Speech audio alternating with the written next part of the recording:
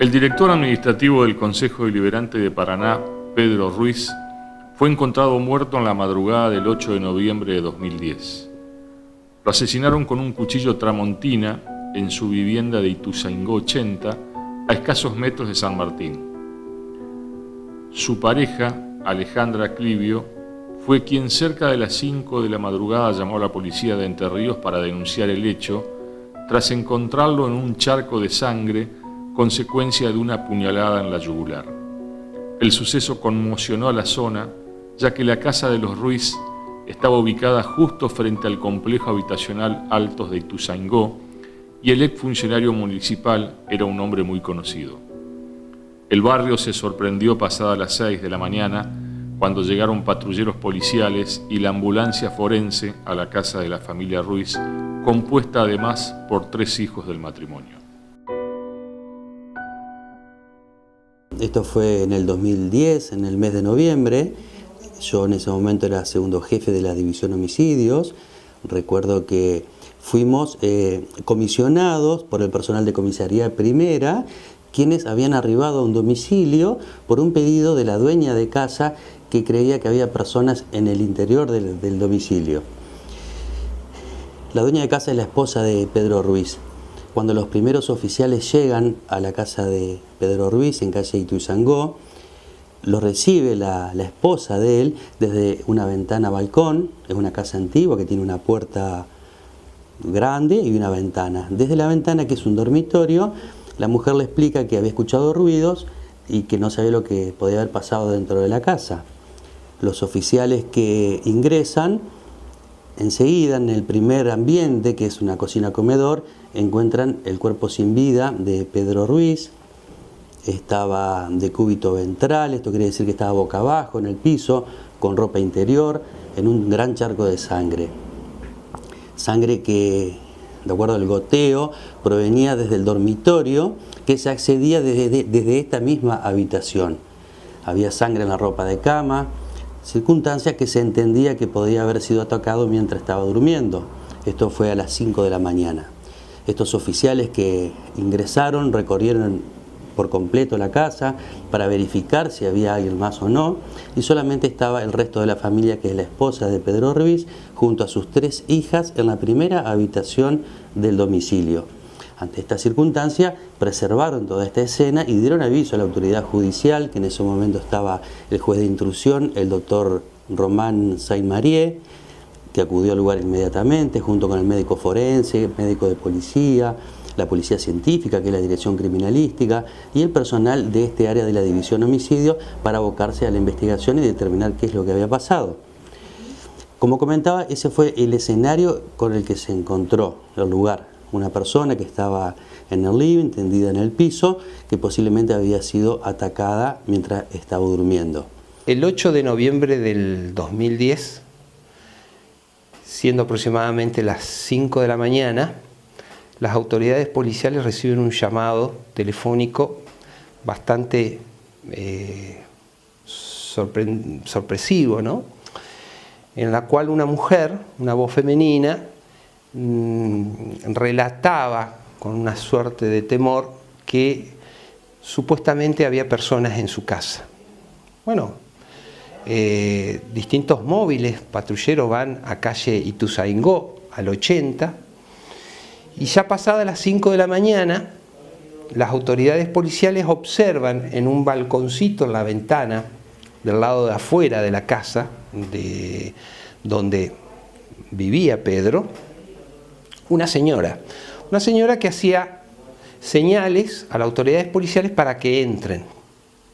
Las autoridades policiales observan que no había ninguna violencia en la cerradura, no había nada raro en la puerta, abren la puerta, estaba abierta, cosa que les llamó la atención, e ingresan. Se encuentran con un panorama realmente sorprendente, cosa que no se esperaban, con una persona fallecida y con mucha sangre en el piso. Resulta que esa persona era Pedro Ruiz. Bueno, inmediatamente llega personal de homicidios y médico forense, el juez de instrucción en ese entonces. Recordemos que en el 2010 teníamos el sistema viejo. y las primeras diligencias, las primeras actuaciones para develar, para poder saber qué es lo que pasó. La división homicidio nos encontramos con este escenario. Primero, en la entrada, en la primera puerta donde había una habitación, había una señora. Esa señora se llama, y en ese momento también, Alejandra Clivio. Alejandra Clivio era, en ese entonces, la mujer de Pedro Ruiz. Junto a Alejandra Clivio había 3 hijas.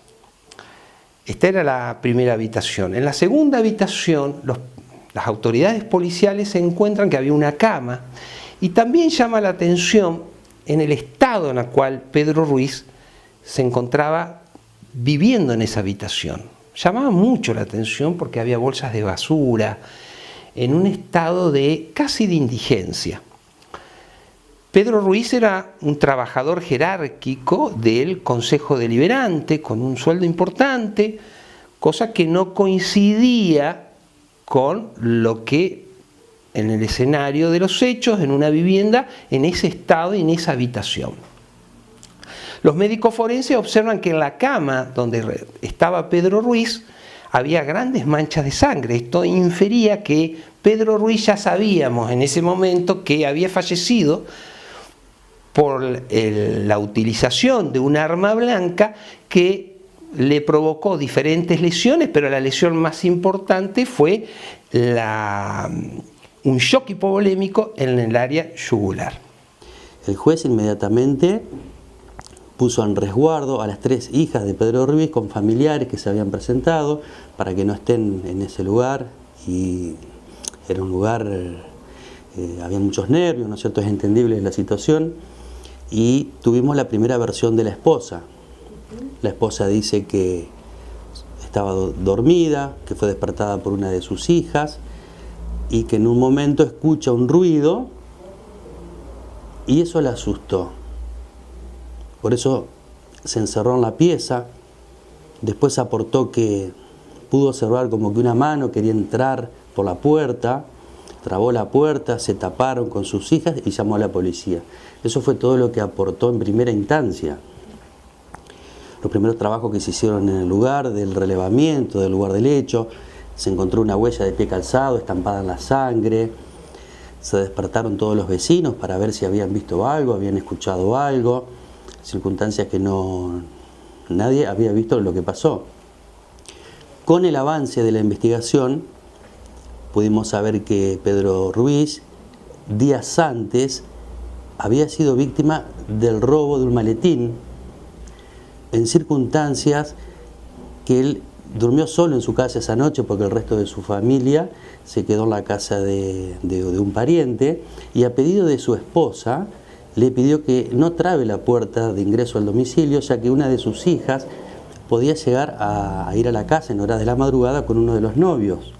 Por ese motivo Pedro dejó la puerta abierta, y como a las 3 o 4 de la mañana, esto está plasmado en la denuncia que él radicó posteriormente, escuchó un ruido en la casa, se levantó y vio que había una silla caída, que la puerta estaba abierta, escuchó una moto salir. Él no le dio mucha importancia, pensó que era una de las hijas, pero a la mañana constató que faltaba su maletín que tenía todas las cuestiones de su trabajo. Esto llamó la atención porque el día del hecho no vimos ninguna abertura, nada forzado, o sea que la persona que ingresó a la vivienda ingresó porque la puerta estaba abierta. Entonces entendíamos que, y esto es algo normal, cada vez que sucede que una persona es víctima de que alguien haya ingresado a su domicilio, es normal que uno extreme las medidas de seguridad. Esto o no fue así o alguien facilitó el ingreso. Circunstancias que empezaron a tomar sospechas hacia la esposa de Pedro Ruiz, ya que con el avance de la investigación se pudo saber que esa noche, esa madrugada, un teléfono que estaba en la casa estuvo emitiendo y recibiendo llamadas telefónicas hasta momentos antes de que ocurriera el hecho. Llamadas que el número receptor era otra línea de uno de los novios de las hijas de Pedro Ruiz, que de acuerdo a las celdas de telefonía celular, los impactos que dejan las llamadas, esa persona estuvo moviéndose por distintos lugares de la ciudad de Paraná. Elementos que fueron muy contundentes para tener una sospecha, sumado a que entendíamos que alguien puede haber facilitado el ingreso de alguien a la casa para que cometiera este grave hecho. Se comenzaron con las pericias, se comenzaron con algunas testimoniales para saber qué es lo que había pasado. En ese contexto nosotros nos constituimos como querellante particular en representación de la madre de Pedro Ruiz, que había fallecido lamentablemente esa madrugada. Por supuesto que no había testigos, o sea que nos encontramos en un panorama en donde testimoniales no había absolutamente nadie. ¿Qué testigos podíamos tener? Era, como lo dije al inicio, una primera habitación con 4 mujeres, fundamentalmente con Alejandra Clivio, que refería, en principio, que estaba durmiendo con sus hijas y que siente un ruido en una de las habitaciones, en una de las puertas. Esa puerta también empezó a llamar la atención, que no había signos de violencia, pero tampoco había signos de haberse robado nada. O sea, llamaba la atención que persona, una o varias, hayan ingresado a un lugar sin violentar la puerta, sin haberse robado absolutamente nada y en el estado que Pedro Ruiz empezaba. Bueno, teníamos que empezar a reconstruir este estado. El primer indicio que empezamos a tener es los primeros amigos de Pedro Ruiz, trabajadores del Consejo Deliberante, y todos los amigos referían en forma unánime y coincidente en la extrema violencia que ellos observaban, psicológica y física, que había en la pareja entre Pedro Ruiz y Alejandra Clivio. A tal punto que empezamos a producir muchas testimoniales de estos amigos y nos referían, nos mostraban mensajes que Pedro Ruiz les enviaba a sus amigos diciendo lo mal que él se encontraba, diciendo que él se encontraba amenazado por Alejandra Clivio y que tenía mucho miedo de perder la vida porque podía pasar cualquier cosa. Estas palabras más, palabras menos, cada uno de los testigos nos iban ilustrando y nos iba llamando la atención en el estado en que vivía esta pareja, ¿no? Empezamos a llamar también a familiares de Alejandra Clivio y resulta que nos comenzamos a sorprender. Recuerdo que en el juzgado de instrucción, en ese entonces, que estaba a cargo del doctor Vilarrodona, llamamos a 2 hermanos de Alejandra Clivio. Y los 2 hermanos relataron algo que empieza a haber un viraje en la investigación, a la cual no teníamos en principio ningún imputado.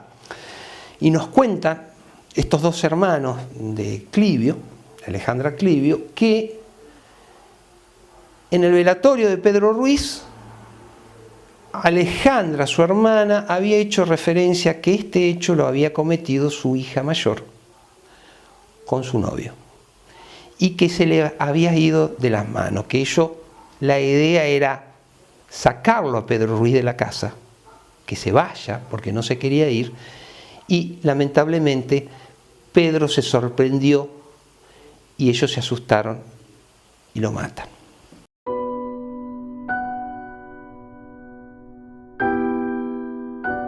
Ruiz, de 53 años por esos días, fue hallado muerto por su esposa, quien dijo que antes había escuchado una aparente discusión de su marido con una persona no identificada. Al parecer habría estado en la cena de los empleados municipales, que la noche anterior habían celebrado su día, y regresó antes de las 4:30, cuando se habría escuchado la discusión, de acuerdo a los dichos de su mujer. La investigación la inició el entonces juez de instrucción de Paraná, Héctor Villarrodona. También recuerdo que de las averiguaciones que se empezaron a hacer con el entorno de Pedro Ruiz, la mujer había dicho que él tenía muchos enemigos. Estas circunstancias nunca fueron probadas. O sea que todas las personas que lo conocían, más que nada lo conocían por su ambiente laboral. Él trabajaba en el Consejo de Deliberantes, era una persona con una amplia trayectoria, muy reconocido por sus padres, muy respetado. Pero a raíz de estas averiguaciones pudimos saber de que Pedro, días antes, había comentado, incluso había mandado cartas por correo electrónico a amigos, cartas que están en el expediente, donde él expresaba estar viviendo en una situación tormentosa en su domicilio. Él ya se había asesorado con un profesional para iniciar los trámites de divorcio. Él explicaba que era víctima desde malos tratos, de agresiones físicas por parte de su esposa, y en este contexto que él estaba iniciando estos trámites para divorciarse es que sucede este grave hecho. También surgió en la investigación, porque Pedro lo comentó anteriormente, que su mujer podría estar viéndose con otra persona. Se pudo saber de que había otra persona que visitaba la casa de Pedro cuando Pedro no estaba, una persona que en momentos de que se le realizó el allanamiento, se encontraron desde anotaciones donde estaban los nombres de las hijas de Pedro, hasta el contrato de locación que él tenía, donde alquilaba, estaba a nombre de la esposa de Pedro Ruiz. Una relación que no había sido expuesta en la causa por la esposa de Pedro, personas que quedaron sospechadas en la causa y que posteriormente fueron llevadas a juicio. Esto es lo que en alguna manera lo declaran ante el juzgado de instrucción. Esto provocó una sorpresa para todos nosotros, para esta querella particular, y paralelamente a esta sorpresa que ya empezamos a tener de una participación de la hija de Pedro Ruiz con su novio, empezamos a observar del allanamiento y de distintas documentales y del secuestro, y acá empezamos a observar algo muy importante que también nos llamó la atención. Se pudo secuestrar todos los celulares. En ese secuestro de los celulares, la Dirección de Inteligencia Criminal hace un trabajo muy valioso en la investigación. Y teníamos dos datos concretos. El primer dato es que a partir de la medianoche y la madrugada que aparece Pedro Ruiz muerto, se producen al menos 20 llamadas, entrante y saliente, mínimo eran 20, entre el celular de Alejandra Clivio y su hija mayor, que lo usaban los dos, con el novio de la hija mayor de Alejandra Clivio. Este es el primer dato. Otro dato que venía a reforzar lo que los tíos venían refiriendo. Y en el entrecruzamiento de los datos, las antenas, pudimos determinar, las antenas del celular del novio de la hija de Alejandra Clivio, se pudo determinar que estaba en la inmediación de calle Ituzaingó al 80, en horas de la madrugada. Paralelamente,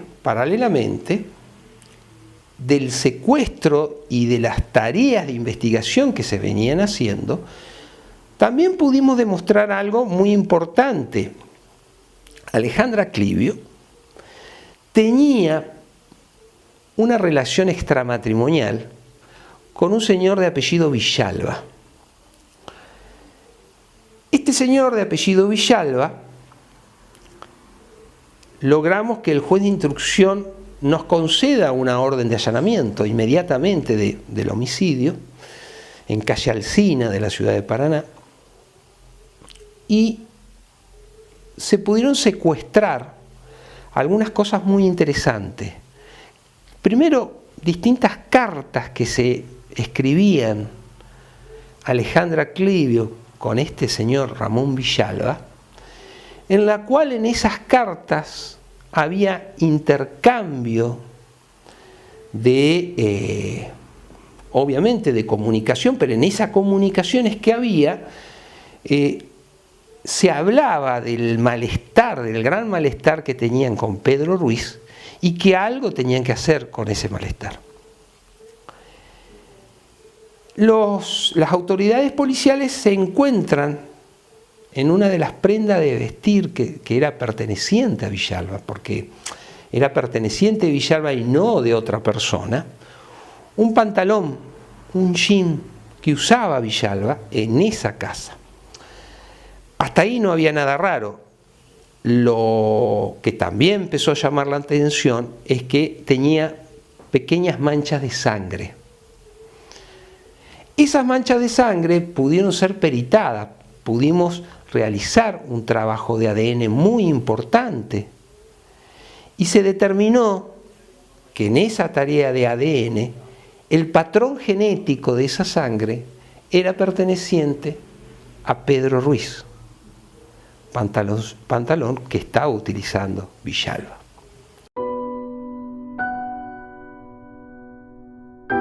La policía de inmediato hizo foco en algunas cuestiones específicas, como las huellas encontradas en la habitación en que quedó muerto Ruiz, que demostraban que el autor se encontraba desde antes en ese lugar. Ruiz, apenas herido, se puso una toalla alrededor del cuello, sin tener cabal conciencia de la gravedad del corte, pero falleció a los pocos minutos como consecuencia de la sangre que perdió. El funcionario era cuñado de un colaborador activo de la administración justicialista de esos días y yerno de la ex concejal Olga Clivio del Partido Justicialista. Era un militante del peronismo de Paraná y respetado por propios y extraños. La circunstancia de la vida hace que allá por el año 81, 82 nos encontramos en la militancia política. Tal es así que en esos tiempos nosotros trabajamos mucho por la recuperación de la democracia.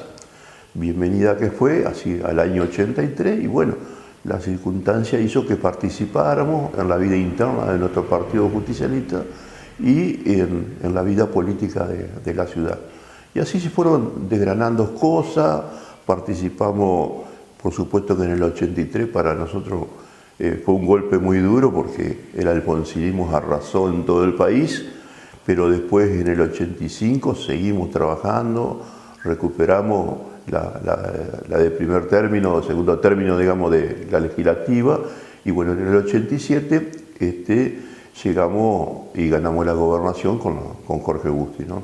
Tal es así que, bueno, a partir de ahí yo cumplí funciones dentro de la Secretaría Privada del Gobernador. Y bueno, y se fueron dando circunstancias y nos íbamos encontrando siempre con Pedro. Pedro, un gran amigo que yo lo apreciaba muchísimo por su conocimiento y por su vocación que él tenía, ¿no? Él tenía una vocación tremenda en lo que uno le encomendaba, lo uno le encargaba o tenía propuestas permanentes, ¿no? Y así fue que nos fuimos conociendo con el tiempo. En el año 91 Julio Solana gana la municipalidad como intendente. Yo fui a trabajar al Consejo Deliberante como secretario en el bloque de concejales justicialistas. Y bueno, y Pedro también estuvo trabajando con nosotros ahí, colaborando con nosotros muchísimo, ¿no? Él era un apasionado de los números, le gustaba mucho la parte contable, a él le faltaba muy poco para recibirse contador, una cosa que nunca la logró, por esas cosas de la vida, ¿no?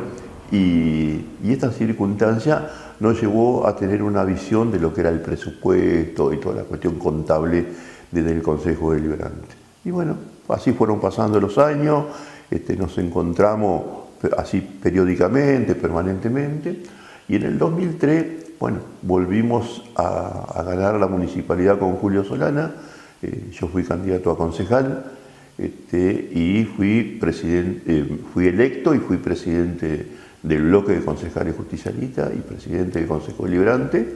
Bueno, y en todo ese periodo 2003-2007, Pedro estuvo colaborando estrechamente, directamente conmigo, porque era un colaborador directo, que yo tenía un asesor de lujo para mí, digamos, contar con Pedro por lo que yo le anticipaba de sus conocimientos, ¿no? Así, era un impulsor de grandes proyectos y ordenanza, no solamente para quien era presidente en ese consejo en ese momento, que era yo, sino también para todos los concejales. Colaboraba con todo, porque así era nuestra idiosincrasia y nuestra forma de trabajar. Así que así fue dándose, y bueno, pasaron los años, y bueno, él volvió a su lugar de origen en el Departamento Ejecutivo Municipal, porque él llegó a ser director de Recursos Humanos de la Municipalidad, y en algún momento también primeramente había sido su director, después fue director, y la circunstancia, bueno, lo encuentra así, con su trabajo diario, cotidiano, permanente, comprometido. Y bueno, de esa manera nos fuimos teniendo esta relación con Pedro, ¿no? Mira, yo tuve la oportunidad de conocerlo de vista en la Municipalidad de Paraná cuando estaba en el área de recursos humanos. Después él pasó al Consejo Deliberante, y cuando yo pasé al Consejo Deliberante trabajé un corto tiempo con él, y la verdad que fue muy buena la experiencia, porque él era muy exigente y sobre todo autoexigente en el trabajo. Y habíamos conformado un buen equipo, y estaba, la verdad, en todos los detalles. Me acuerdo que uno de los trabajos que hicimos fue hacer un manual de técnica legislativa, cosa que no se había hecho nunca en el Consejo Deliberante, y él, a pesar de, digamos, lo árido del tema, se leía todo, o sea, cada artículo, cada forma de expresión que utilizábamos en el manual. Así que creo que tenía un buen manejo de la gente, o sea, se tomaba a veces el trabajo de dialogar con cada uno en forma privada, preguntarle cómo se sentía, cómo iba con los objetivos o las metas de trabajo. Así que fue, la verdad, muy linda la experiencia. Desde la perspectiva ahora del tiempo, la valoro, porque tal vez no todos tienen ese nivel de compromiso con la tarea. A Pedro lo recuerdo como una muy buena persona, lo que diríamos, buen compañero de trabajo. Lo recuerdo también porque lo conocía de años antes, en la época que íbamos a la misma escuela. Entonces tengo un recuerdo de él de cuando éramos chicos, y después que me reencontré con él cuando yo fui como secretario del Consejo Deliberante. Él estaba cumpliendo funciones en el Consejo Deliberante. Él era empleado de carrera de la municipalidad, había estado antes como director de personal del Departamento Ejecutivo, y después estuvo como director de Relaciones Legislativas y de Personal del Consejo Deliberante. Era una persona muy amable, muy predispuesta al trabajo, muy responsable con su trabajo. Así lo recuerdo a él. Lo tengo presente porque ese día que nos enteramos fue el Día del Empleado Municipal, el 8 de noviembre del 2010. Ese día no era laborable para la municipalidad. Recibo un llamado a la mañana temprano de un compañero de trabajo de él, y me cuenta qué es lo que había pasado con Pedro. La verdad que no podía creerlo. Tampoco se me ocurrió pensar que era un chiste de mal gusto, porque digo, nadie puede hacer una broma de eso, pues no lo podía creer. No creía en él. Bueno, después de ese llamado recibí otro llamado, un mensaje, y después sí me puse en contacto con otro compañero, con el secretario del presidente del Consejo, y bueno, me corroboró que lo que había pasado, y que bueno, estaba toda la policía trabajando ya en la casa de Pedro. fui, tomé el auto, me fui hasta la casa de él, donde él vivía. Bueno, sí, efectivamente ya estaba la policía. Me encontré con algunos compañeros de trabajo y con algún familiar de él. Es como que no, a ver, quería corroborar que fuera cierto, pero me parecía mentira, la verdad que la noticia y de la forma que dicen que murió, ¿no? Desde el perfil humano era un compañero, un amigo, siempre muy predispuesto, pero en sus cuestiones personales él era muy reservado, nunca charlamos, a pesar de la amistad y de la relación que teníamos, nunca charlamos de las cuestiones personales.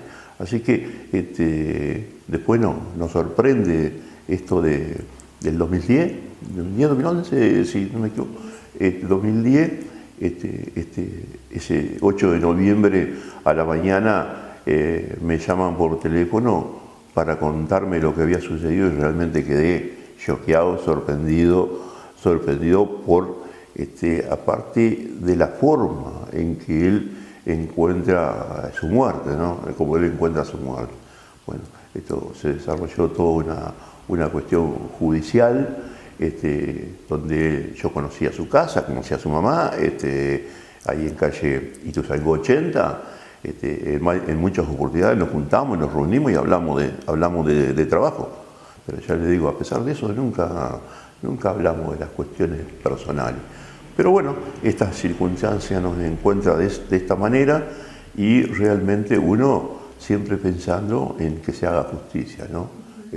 Porque él encuentra la muerte de esta manera horrorosa, ¿no? Porque haber tenido una puñalada o un corte alrededor del cuello o a la altura del cuello que le provocó la muerte, ¿no? Se hicieron todas las investigaciones, hubo imputado, hubo en principio después absuelto porque no encontraron méritos para condenar a ninguno y bueno, y hoy seguimos con esa situación, con esa cuestión, porque alguien lo mató, porque no fue una decisión o una autodeterminación. Esto está probado que hubo una mano ejecutora que se llevó la vida de Pedro Ruiz, ¿no? Sí, inclusive él era de mandar, por ejemplo, obviamente no había la tecnología de hoy con WhatsApp y todo eso, pero mandaba mails, correos con, viste, siempre mensajes muy optimistas, de cierto lado te podría decir hasta espiritual, porque estaba un poco en esa onda como haciendo una especie de, tal vez te diría, no sé si viraje o no, pero por su situación personal que conocí así un poco de pasada porque la comentaba, yo sé que no era la única la que le comentó y si bien fue corto el tiempo que trabajé con él, es como que se generó una cierta confianza y en un momento me comentó que su situación personal no era de las más felices y eso lo había volcado un poco a lo que hoy podríamos llamar genéricamente espiritualidad. Y bueno, yo ya estaba iniciada en Reiki, era profe de yoga, entonces como que eso lo animaba por ahí a mandar mensajes, a preguntar sobre libros, sobre cosas que tenían que ver con el crecimiento espiritual o una especie de superación de problemas personales. Lo que yo te puedo resumir ahora mirándolo a la distancia era básicamente, por supuesto era la versión de él, lo que él contaba. Era muy maltratado por su familia, por su mujer, por su hija. Me decía pero que siempre las perdonaba, que iba a tolerar todo, que nunca iba a utilizar la violencia. Bueno, yo lo animé varias veces, le dije, pero ¿por qué no se empieza algún tipo de terapia, alguna cosa sanadora? Frente a lo que él contaba, que era, bueno, una especie de muy malos momentos familiares, que lógicamente eran como una especie de falta de trato, de diálogo total, y cuando lo había la relación era muy de violencia y agresión, ¿no? Eso es lo que contaba. Básicamente hoy te diría, si tengo que ponerlo en palabras, era un tipo maltratado. No sé si físicamente, aunque él lo daba a entender un poco, por su mujer y por su hija. Y siempre me llamó la atención de que no trataba de hacer un corte, porque por eso te digo, estaba como en ese lado espiritual que buscaba una especie de salida. El impacto fue tan grande que nadie encontraba explicación de qué es lo que había pasado con Pedro. No era una persona que estuviese, digamos, complicada con cosas raras. Era un trabajador de muchos años, muy respetado dentro de la municipalidad, una vida muy transparente, la de él, él siempre muy preocupado por sus hijas, por su familia. Era muy difícil saber por qué pasó lo que pasó, y bueno, después uno se fue más o menos enterando cómo se fue orientando a la investigación policial, y bueno, eso daba alguna explicación de por qué había sido, cómo había sido.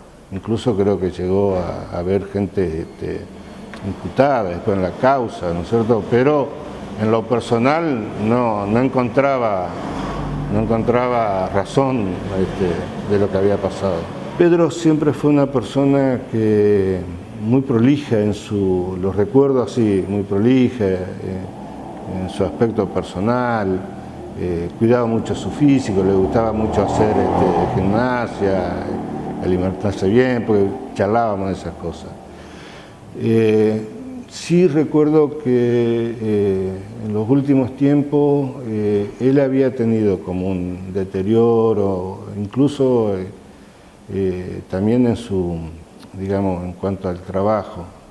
Recuerdo que en una oportunidad tuvimos una charla con respecto a que por ahí se ausentaba del trabajo, que no era común en él, digamos, faltar o no dar aviso, y lo charlamos como corresponde, digamos, como compañero de trabajo, y en el caso mío, que era, digamos, un superior de él, lo llamé, y me contó que andaba con algunos problemas, que tenía que resolver algunas cuestiones, que estaba de su matrimonio, y que estaba con esos también, y eso lo tenía un poco preocupado en lo personal, porque quería hacer las cosas bien, digamos, sobre todo pensando en su hija. Y bueno, eso fue un tiempo antes de que pasara lo que pasó.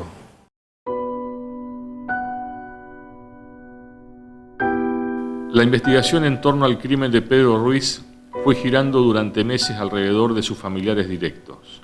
En junio de 2012, el juez Héctor Villarrodona procesó a la viuda de Ruiz, Alejandra Araceli Clivio, a su ex amante Ramón Villalba y a 2 menores de edad, uno de ellos perteneciente al entorno familiar de la víctima, y a otro adolescente ligado sentimentalmente a esta última. La entonces fiscal Carolina Castaño solamente había solicitado el procesamiento para Clivio y auto de responsabilidad para los menores encartados.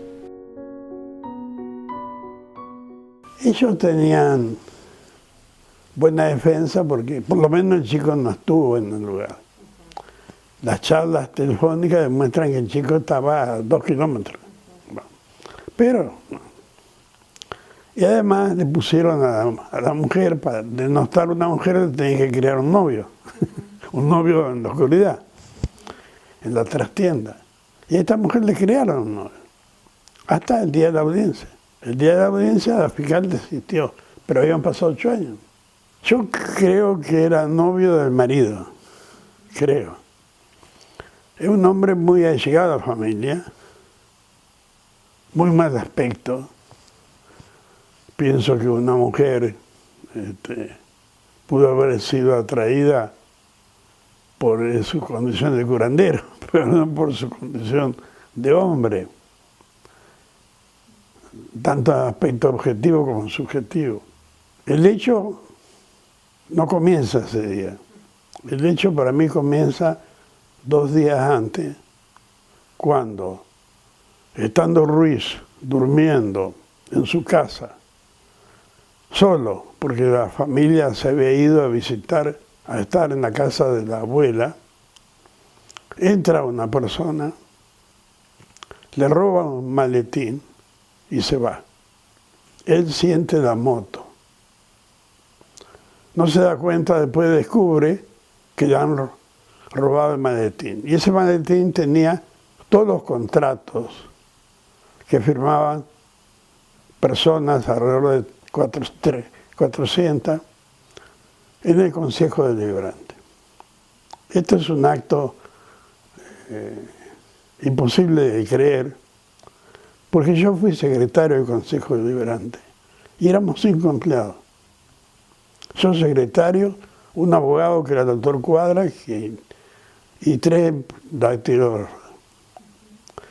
Y ahora teníamos un Consejo Deliberante cerca de 1000 personas. Algo increíble. Ese es un país al margen de la ley, como lo titula un libro un gran pensador, penalista y filósofo argentino. En principio, policialmente nosotros creamos hipótesis que tienen que ver con unir los indicios que se van encontrando, hipótesis que no nos dan certeza de lo que pasó, pero sí, de acuerdo a los indicios, pueden ser valorados y poder determinar qué es lo que pasó. En ese momento era importante saber por qué una de las personas que estaba adentro de la casa estuvo despierta, comunicándose por teléfono hasta momentos antes que sucediera el hecho, sumado a que la persona que ingresó no forzó ninguna abertura para el ingreso. La persona que recibía los llamados, con la que estaba adentro de la casa, podemos suponer quién es, se movió por distintos lugares de la ciudad de Paraná. Bueno, estas circunstancias no fueron explicadas concretamente. Son las sospechas que desde un principio, y por todo el contexto de lo que yo venía comentando, montaron sospechas muy fuertes contra la esposa de Pedro Ruiz. Ese robo de maletín a él le ocasionó un grave daño. Y llama a un amigo de él, y junto con un amigo van a hacer la denuncia. Y él denuncia el robo del maletín en la policía y los contratos, todos los contratos que tenía por contrato por prestación de servicios del Consejo Deliberante. Eso le provoca a él una gran puesta de nerviosidad grave y se desquita con la mujer a quien golpea a él. Esto ocurre 2 días antes de la muerte. La hija y el novio hacen la denuncia a la policía por los golpes que la madre recibió. La policía va y trata de resolver el problema, no resolver, ponerlo en tranquilidad a Ruiz, y después se va la policía. Y al otro día ocurre la muerte. Yo siempre sostuve que la causa de la muerte estaba en el robo de los contratos, porque había contratos de distintos montos, y ahí se sabía quién eran los privilegiados, y ahí se sabía quién eran los concejales que contrataban a los punteros.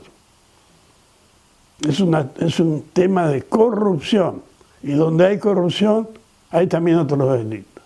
Eso nunca se investigó, nunca fue motivo. A Ruiz lo mata una persona que es masculina y lo mata hiriéndolo en el cuello, en la arteria que es vulnerable, que se muere en 2 o 3 minutos desangrado. Esa fue la muerte de Ruiz. Y la imputación, que comienza por la policía, que tuvo una gran intervención en contra de la familia, hace la imputación a 4 personas. Como que se actuaran todas juntas y todas juntas mataran con una arma blanca a Ruiz. Eso es imposible. Eso fue lo que perturbó toda la investigación. porque no se puede investigar una imposibilidad. Es imposible que 4 personas manejen un cuchillo y maten a otro. Eso nunca fue corregido. Y eso motivó que 2 o 3 veces, cuando se dictaba el auto de procesamiento, nosotros los abogados defensores, que éramos 2, éramos 3, hiciéramos el recurso de apelación contra ese auto de procesamiento. Y siempre procedió. Siempre declararon nulo el auto de procesamiento. Volvió otra vez, volvió a hacerlo, pero no corregían lo esencial. Persona que efectivamente se encontraba en el lugar de los hechos, con una prueba científica, objetiva e irrefutable, en el cubrecama donde se encontraba la cama donde residía y había manchas de sangre de Pedro Ruiz, donde estaba durmiendo Pedro Ruiz, había un patrón genético de ADN perteneciente a Villalba. Es decir, podíamos ubicarnos en el contexto histórico que Pedro Villalba debía haber estado en esa habitación, en el lugar del homicidio, con la sangre de Pedro Ruiz y con el patrón genético en la cama donde Pedro Ruiz estaba durmiendo antes de morir. Estas tareas se fueron complementando con otras tareas de investigación muy importantes que se fueron desarrollando. Y en las tareas de investigación y de peritaje, como lo hice referencia, había un mensaje también perteneciente al celular de Alejandra Clivio y su hija, en donde hablaban y le escribían a este chico, al menor de edad que estaba imputado, en donde le escribían que el trabajo había que realizarlo antes que llegue la madre, para que no haya testigos. Es decir, con estos elementos nosotros pudimos solicitarle al juez de instrucción que procese, que dicte el procesamiento de estas 4 personas por el delito de homicidio triplemente agravado o triplemente calificado. Estamos hablando de la pena más alta, estamos hablando de la calificación más grave por el vínculo, por la alevosía y por el concurso premeditado de más de 2 o 3 personas. No hubo sospecha bastante nunca. Siempre fueron opiniones, relatos. Nunca hubo una prueba objetiva que indicara quién fue. Nunca. Se fueron por otra parte, por otro camino. Se fueron a la imputación de 4 personas. Que era difícil que ocurriera. Bueno, ese grave error creo que fue el motivo, ese grave error jurídico, fue el motivo por el que demoró tanto el juicio. Bueno. Después hubo otra parte, ahí había un querellante, un abogado que actuaba junto a la policía, porque acá los enemigos que teníamos los abogados defensores eran la policía, la fiscalía, no tanto el juez de instrucción, y el querellante.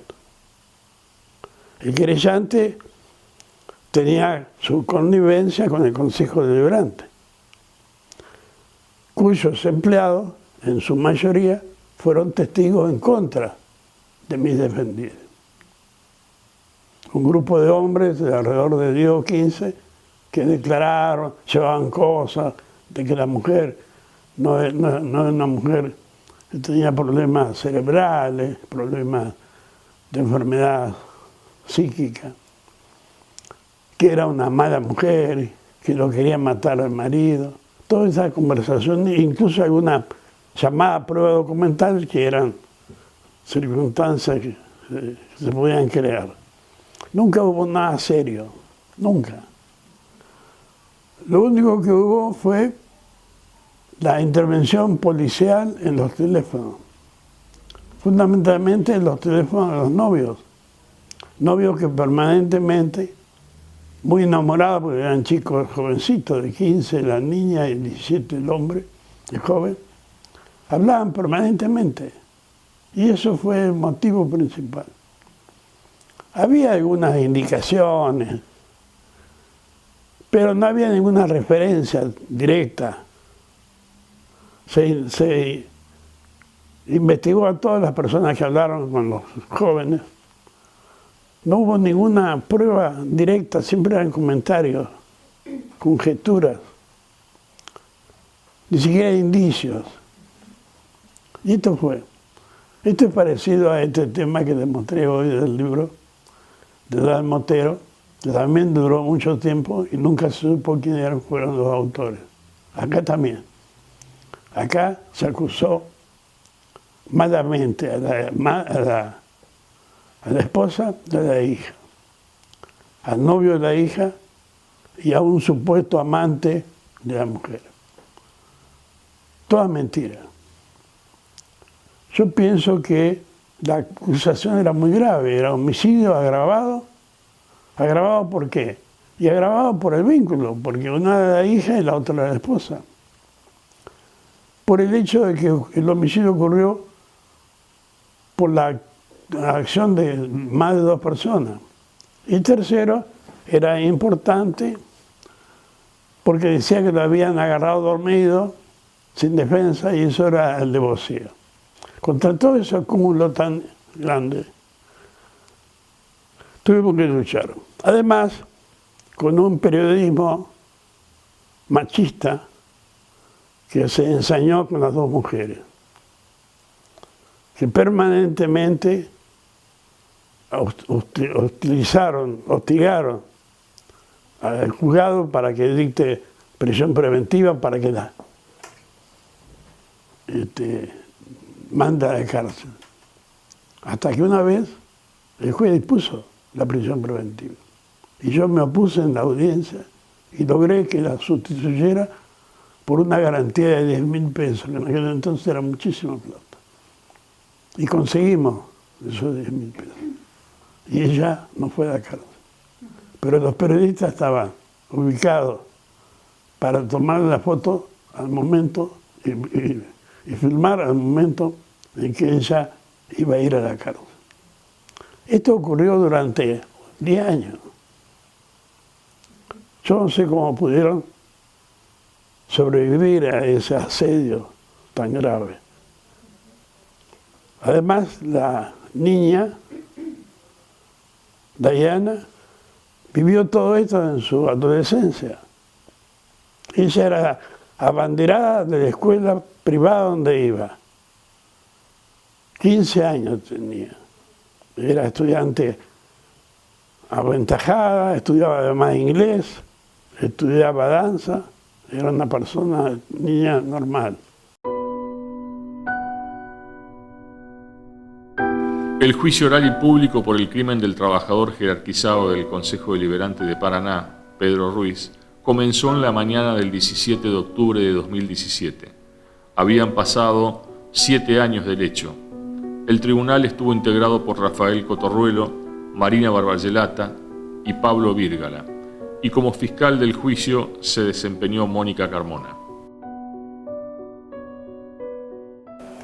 Bueno, la imputación que sostuvo la Fiscalía en el juicio fue que los imputados, salvo uno, a quien el propio Ministerio Público Fiscal solicitó la absolución al final del debate, quienes estaban requeridos en aquel momento a juicio como imputados, habían participado, habían tomado participación en el plan para finalizar o dar fin a la vida de Ruiz, quien había resultado asesinado en el 8 de noviembre del 2010. Sí, quien había tenido una relación con la esposa que estaba terminada ya desde antes del fallecimiento de Ruiz. Y la hipótesis de la imputación era esta, digamos, con distintas participaciones, ellos que fueron explicadas en su momento en el juicio, en base a distintas pruebas que se rindieron ahí, que la Fiscalía lo tomó como indicios unívocos, concordantes, coincidentes, estas personas a las cuales la Fiscalía en su momento acusó, habían tomado parte en el plan delictivo para dar finalmente muerte al señor Ruiz, explicando qué habían hecho cada uno en la acusación que se realizó, y que evidentemente el autor material del crimen no se había podido dar con él, digamos. Toda la prueba que fue rendida en el juicio no llevaba a la conclusión ni a una certeza positiva de que alguno de propia mano hubiera dado muerte al señor Ruiz. Y había numerosas medidas de prueba, fue un debate muy largo, declararon numerosos testigos, todos los policías del hecho, todos los que intervinieron en la investigación, amigos, familiares, todo el contexto de este crimen. La Fiscalía lo situó en una grave situación de violencia familiar, que el tribunal tiene por acreditado efectivamente, y una compleja trama de relaciones, así que declararon familiares también tanto del fallecido como de todas las personas involucradas. Bueno, y había llamados telefónicos, mensajes, mails, y también, como dije, relatos que aportaron los amigos, y finalmente el tribunal consideró que todos estos indicios que la Fiscalía consideró de forma unívoca, coincidente, concordante, daban un margen de duda. Es decir, que todas estas personas, salvo una que la propia Fiscalía pidió la absolución, como digo, fueron absueltas por el beneficio de la duda, que es un mandato constitucional. Es decir, que el juez no obtuvo la certeza positiva de que todos estos indicios que fueron unívocos para la Fiscalía y que se probaron en juicio fueran concluyentes o determinantes en la interpretación que sí hizo la Fiscalía, y por el beneficio de la duda los absolvió. Hubo un caso ahí. El abogado tenía más interés en el Consejo Deliberante que en la madre, porque la madre murió y el abogado nunca supo. Fue a la audiencia y yo me puse que tuviera, pues murió su clienta. Por lo tanto, el mandato se extinguió. Ahí se enteró de que había muerto. Y llamó a la hija, que debía continuar la querella. Y bueno, nosotros nos opusimos, porque no correspondía, y por suerte en la Cámara de Casación se determinó que la querella se extinguió por la muerte de la mandante.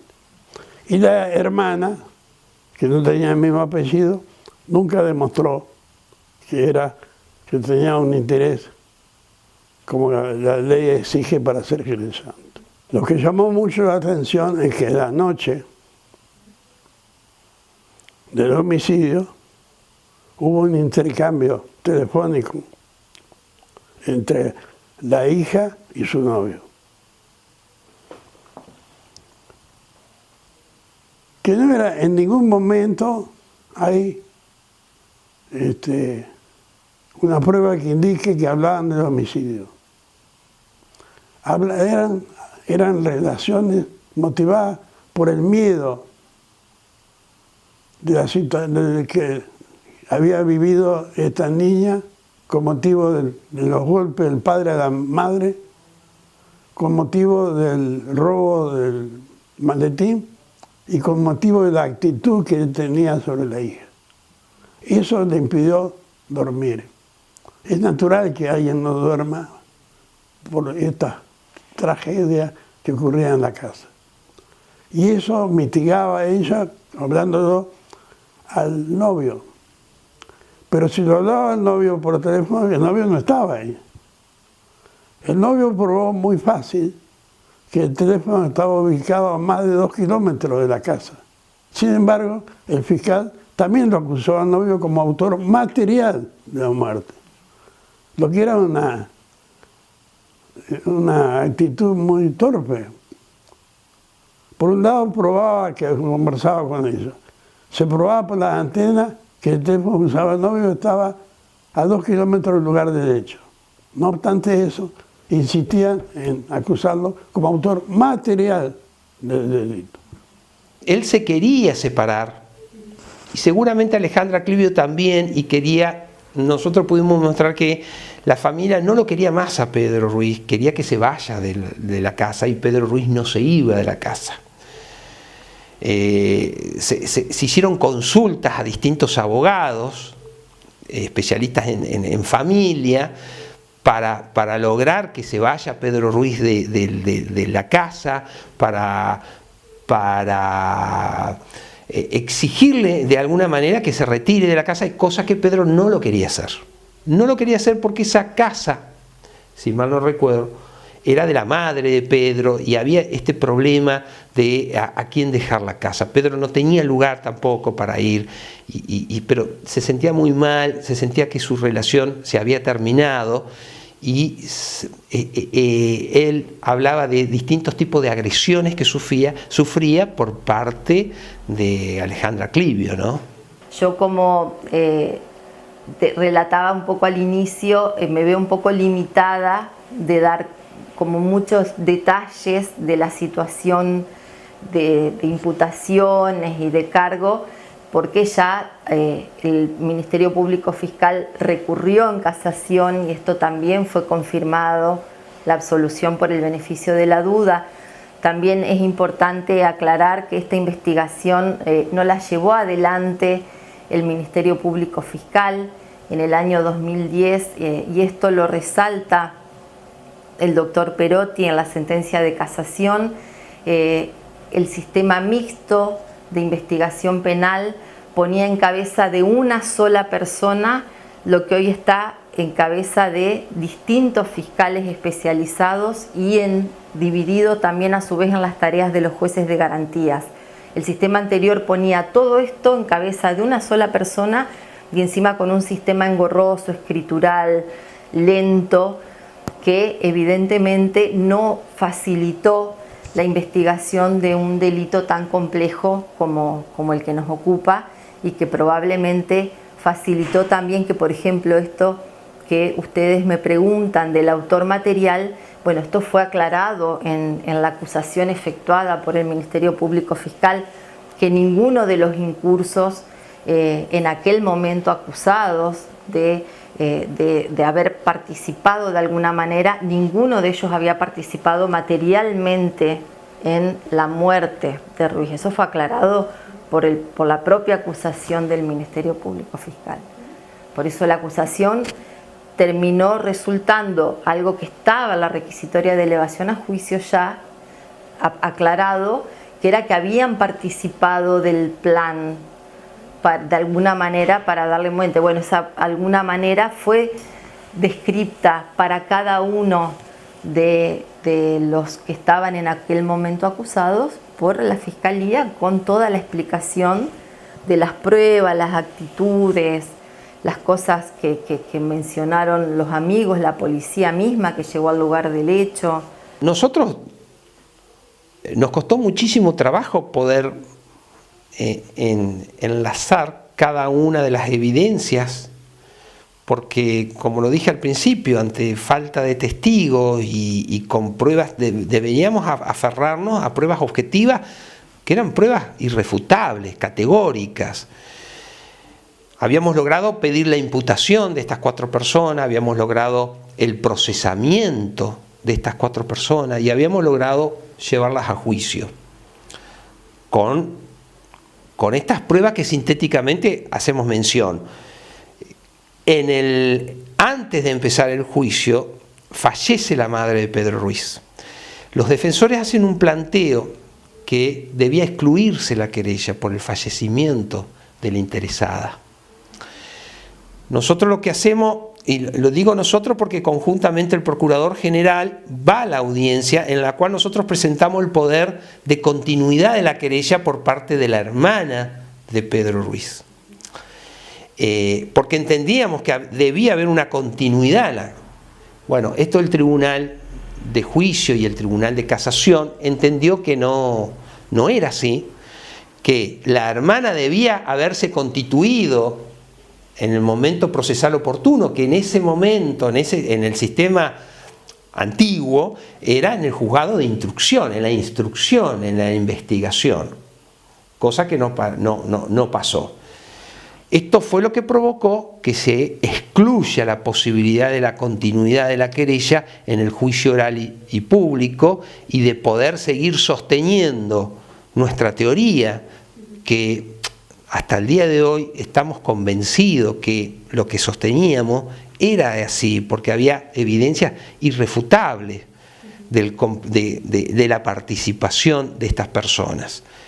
Lamentablemente no pudimos celebrar o participar en el juicio oral y público, ¿no? La verdad que fue destacable la investigación de la policía en el lugar del hecho, y fueron todos muy claros, dieron muchos detalles de todo lo sucedido, y eso fue parte de toda la prueba de la que se valió la Fiscalía para reconstruir lo que realmente a criterio del Ministerio Público Fiscal había pasado. También declararon, respondiendo a una pregunta anterior que me hiciste de modo muy elocuente, las psiquiatras que intervinieron y psicólogos en las pericias a los acusados en aquel momento, y a criterio en aquel momento del Ministerio Público Fiscal eran elocuentes también las revelaciones que habían hecho ellos en el juicio, y que sustentaron la acusación que, como comento, el tribunal entendió que todos estos indicios, dado la gravedad también, ¿no es cierto?, de la acusación, que era el haber tomado parte de una muerte que estaba triplemente calificada, porque era por el vínculo, porque era el esposo y padre, por alevosía, porque se determinó de que el señor Ruiz no tuvo ninguna posibilidad, ninguna chance de defensa, él estaba acostado, estaba durmiendo, y le dan muerte. Esto caracteriza la alevosía, y con el concurso premeditado de 2 o más personas, esto es un homicidio triplemente calificado. El tribunal termina absolviendo por la duda, y esto es ratificado por el Tribunal de Casación.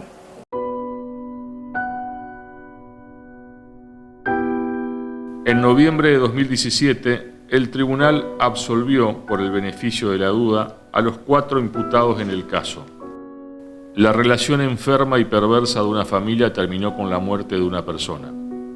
La justicia nunca pudo determinar su autor por falta de pruebas, pero siempre les quedó claro que la familia del asesinado no desconocía lo que iba a pasar esa noche de noviembre y cómo iban a ser los hechos.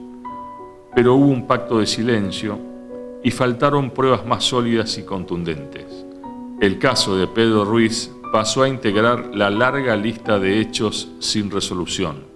Sigue siendo una deuda de la justicia entrerriana.